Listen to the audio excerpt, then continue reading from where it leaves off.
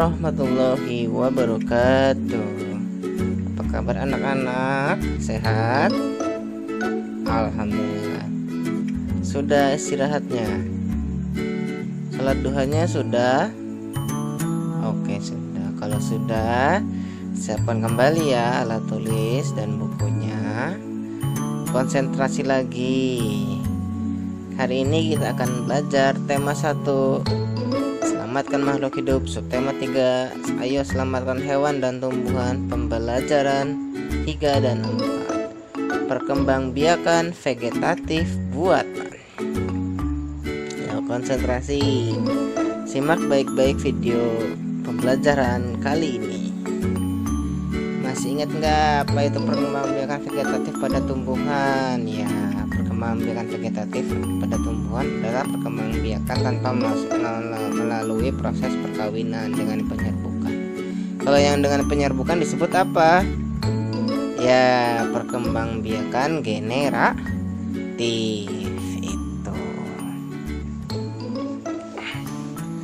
Selanjutnya, masih ingat ya? Perkembangbiakan vegetatif pada tumbuhan terbagi menjadi 2 jenis, yakni alami dan buatan. Minggu lalu kita sudah belajar tentang vegetatif alami. Perkembangbiakan vegetatif buatan pada tumbuhan adalah perkembangbiakan tidak secara melalui penyerbukan atau kawin dan biasanya ada campur tangan manusia. Minggu lalu kan tidak ada campur tangan manusia ya, ada alami disebutnya. Kalau sekarang tidak alami karena ada campur tangan manusia. Yang pertama apa sih Pak? Contohnya ya itu mencangkok. Mencangkok adalah teknik perkembangbiakan vegetatif buatan pada tumbuhan dengan cara mengelupas kulitnya dan membungkusnya dengan tanah. Nah, ini salah satunya nih. Apa aja sih Pak langkah-langkahnya? Ya, perhatikan ya. Yang pertama, cari batang yang cocok. Yang cocok seperti apa? Yang lurus biar bisa gampang disayat. Yang kedua, disayat ya, diiris, panjangnya 3-5 cm. Tuh, seperti itu. Cari batang yang lurus, terus nanti kalian sayat. Setelah disayat, selanjutnya adalah dikupas. Yang sudah kalian sayat nih, panjangnya 3-5 cm nih. Kalian kupas sampai ke batangnya. Lalu kalian bersihkan sampai tidak ada lendir-lendirnya. Kalian lepas kulit kayunya, lalu bersihkan lendirnya. Yang keempat, tutup. Yang sudah kalian bersihkan tadi, tutup pakai media cangkok. Boleh tanah, boleh sabut kelapa.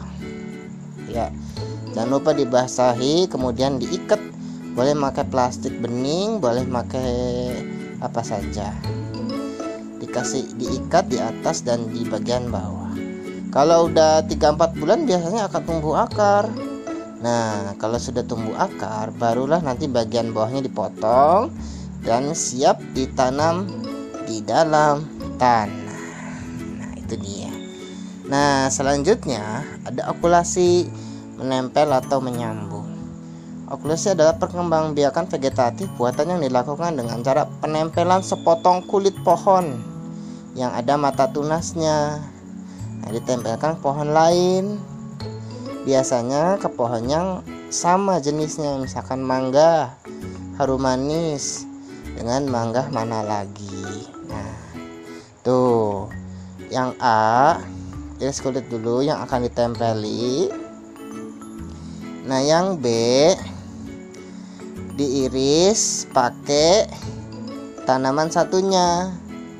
Nah, kalau udah yang A-nya dilupas kulitnya.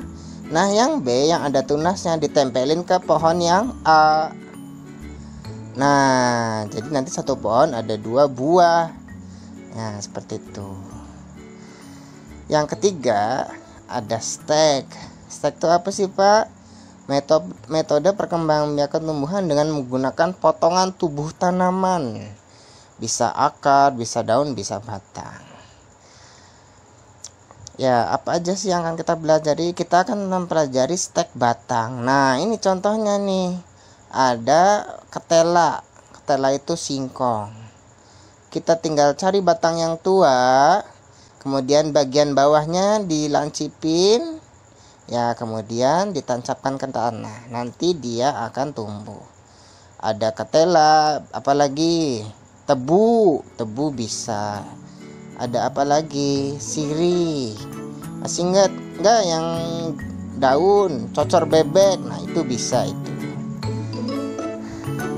Nah, yang dicatat artinya aja ya. Coba kalian catat arti dari stek, mencangkok, dan okulasi. Sekarang tugasnya adalah coba kalian searching ya di Google poster pelestarian hewan dan tumbuhan. Nah, banyak kan tuh, coba kalian pilih yang paling kalian suka. Kemudian kalian gambar di buku tulis ya. Bagus-bagus kalau dikasih warna. Nah, kemudian kalian tunjukkan hasilnya kepada orang tua dan ceritakan maksudnya apa sih yang ingin dilestarikan dari gambar kalian. Ya, seperti itu. Kemudian coba kamu jawab halaman 70 ya. Kemudian setelah menjawab, coba kalian baca halaman 71. Ya, selanjutnya kita akan masuk ke pembelajaran keempat, perilaku yang sesuai nilai-nilai Pancasila. Sebelum kita belajar, alangkah baiknya kita tahu apa itu arti dari perilaku. Perilaku adalah segala perbuatan atau tindakan yang dilakukan oleh makhluk hidup. Contohnya kalian misalkan tingkah laku. Kalian kalau misalkan ke teman seperti apa perbuatannya. Nah, itu disebut perilaku. Nah, selanjutnya kita bergaul dengan teman-teman. Apa sih sebenarnya pergaulan itu? Jalinan hubungan sosial antara seseorang dengan orang lain dalam jangka waktu relatif lama sehingga saling mempengaruhi. Nah, ini misalkan sama teman kamu dalam satu kelas bisa sampai 1 tahun, ini cukup lama, jadi bisa saling mempengaruhi. Makanya kamu cari teman yang baik ya, jangan teman yang jelek, nanti kamu terpengaruhi dengan sifat-sifat jeleknya, ujung-ujungnya nanti perilaku kamu akan ikutan jelek.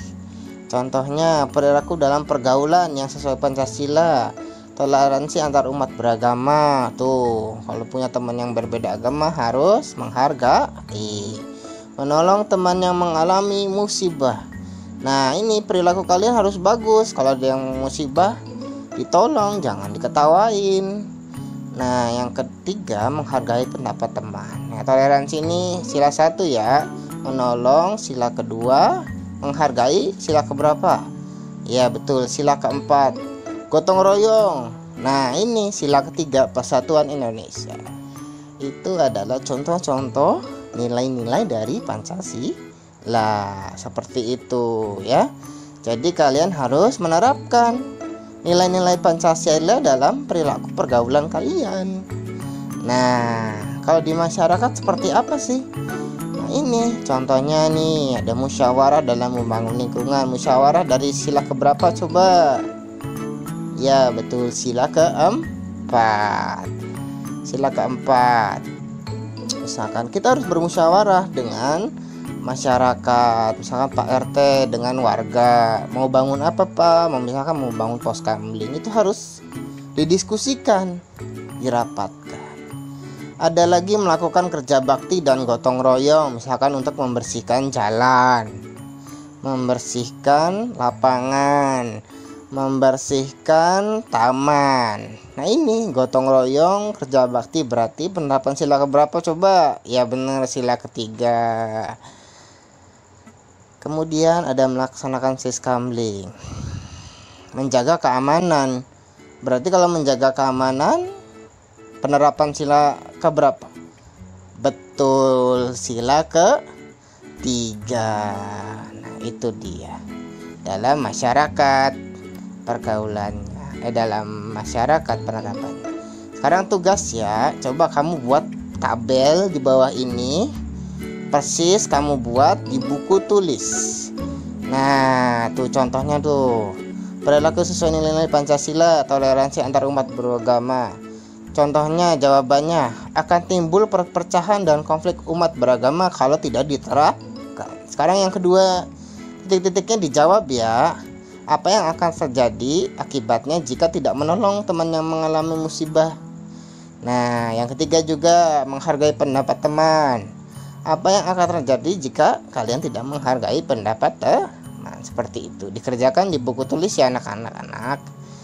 Ya, semoga pembelajaran hari ini kamu mendapatkan ilmunya ya, dan bisa kamu terapkan di dalam kehidupanmu sehari-hari. Assalamualaikum warahmatullahi wabarakatuh.